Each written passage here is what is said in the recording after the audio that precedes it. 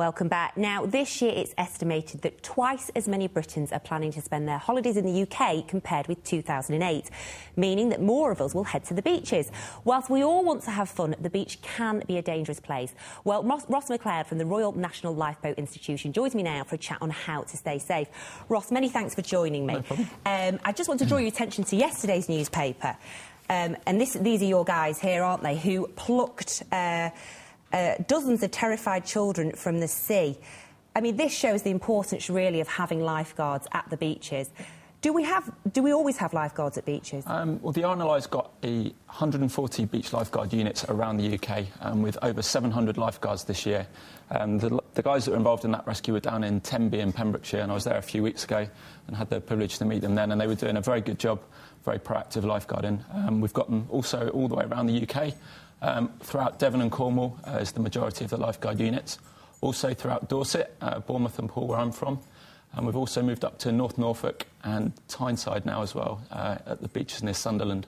So, I mean, the thing is, we don't want to scare people about going to the beach and spending some time outdoors, but what are the dangers at the beach? There are lots of hidden dangers at the beach, especially people from the cities like Manchester, Birmingham and London. They don't go to the beach very often, so they do need to be aware of these dangers. Things like rip currents, which is water moving out to sea, which can take people out of their depth very quickly. Large surf can knock kids and older people off their feet very easily as well, is something to be aware of. Offshore winds as well is a very common problem that we have on the beaches when children are using inflatables. Of course, these inflatables are very light. When the wind's blown from the beach out to sea, this can cause issues because they get blown off. Once they get out to sea, they start to panic. They realise they're a long way from the beach, and that's when the problem occurs, because they'll jump off the inflatable and try and swim back to the beach. Now, if there isn't a lifeguard attending the beach, and if I saw somebody in trouble, I'm an all-right swimmer, should I jump in and try and help somebody? Or what should happen here? Oh, absolutely not. From an RNLI point of view, we definitely encourage you always to swim at a lifeguarded beach, because you're definitely more likely to stay safe. But if you are swimming at a beach without lifeguards, if you do see someone in trouble, what we'd want you to do is dial 999 and ask for the Coast Guard, and that would leave them to coordinate the rescue. The Coast Guard are in charge of people like the RNLI lifeboats, the rescue helicopters, air ambulance and so forth. If you do enter the water yourselves, then you could well double the amount of casualties involved. And there's also no one there on the beach for the emergency services to coordinate with. So definitely recommend dial 999 or 112 and ask for the Coast Guard. And how do we find out which beaches are governed by lifeguards? If you go onto the internet, you can find it on the Good Beach Guide. And also, if you go to the RNLI website, which is www.rnli.org.uk, that will detail all the RNLI beaches throughout the country, and they're the ones with the lifeguard service on. Now, I was at the beach at the weekend. I was in Anglesey. Any sunshine? It was very sunny, actually. But I'll be honest, I had no idea what the flags meant or what the buoys meant and where I could swim. And I'm quite sensible, so you've brought with you some flags, so if you could just talk us through them. OK, so throughout the beaches that we lifeguard, we've got a flag system, OK, to make sure that you stay safe. The first one we've got is the red and yellow flag. This indicates this is a lifeguarded area and it's safe to swim. On the beaches, you'll find two red and yellow flags on the shoreline. We'd always ask you to swim between the flags. That's going to be the safest place for you guys to be, and there's always going to be a lifeguard watching that area.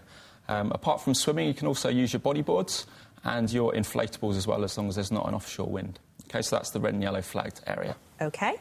The next one is the black and white checkered flag, and this is for hard craft and non-powered craft. So things like surfboards, kayaks, canoes, windsurfers and kite surfers can go between these flags. Right. And that's obviously, they all use hard boards made out of fiberglass or plastic, so we're going to try and keep them separate from the swimmers, because you can get some nasty collisions. They've all got a plastic fin underneath which helps them steer.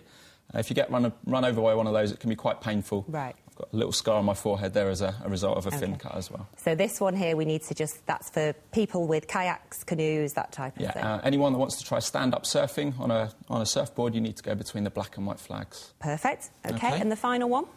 The final one, as with most things in life, red stands for danger. OK.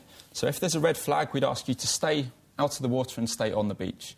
Weather conditions that might mean we put this red flag up. Stormy conditions when we've got large swell, big waves, high winds. Also, during a lightning storm, it's not a good idea to be in the water. When we get sea mist as well, when we can't see people, we can't keep them safe, so we put the red flag up for that. OK. Now, what would be your top tip for staying safe at the beach? Top tip would be always swim at a lifeguarded beach. For sure, that's going to reduce your chance of getting into trouble a lot. And when you're at that beach, always swim between the red and yellow flags. That's going to be the safest place for you guys to swim. If you're using an inflatable at the beach, again, go between the red and yellow flags. Don't go out too far, and always keep it on the beach in strong winds and big seas as well. OK, and also keep your head about you, keep some common sense. Exactly. A lot of people do leave their common sense at home when they go to the beach. They get a bit carried away with the sun and the sea, but you do need to remember it can be a dangerous place. We've produced a little beach safety guide here, which you can pick up from any of the lifeguards around the country, and this gives you some good practical advice about how to stay safe at the beach. Got lots of stuff about the flags in there. OK. And also some entertainment for the kids as well, if you want to keep them busy on the beach. Lovely. Ross, thanks so much for that. Hopefully we've saved some lives with our little chat there. Thanks very much. OK, let's have a quick look at Ian with the sport. Sport on Channel M today is brought to you by Flybe.com. First today, and with Colo Touré on the brink of signing for Manchester City in a £16 million deal, Mark Hughes could now be set to trim his squad. Brazilian midfielder Elano is attracting interest from AC Milan, while strikers Ben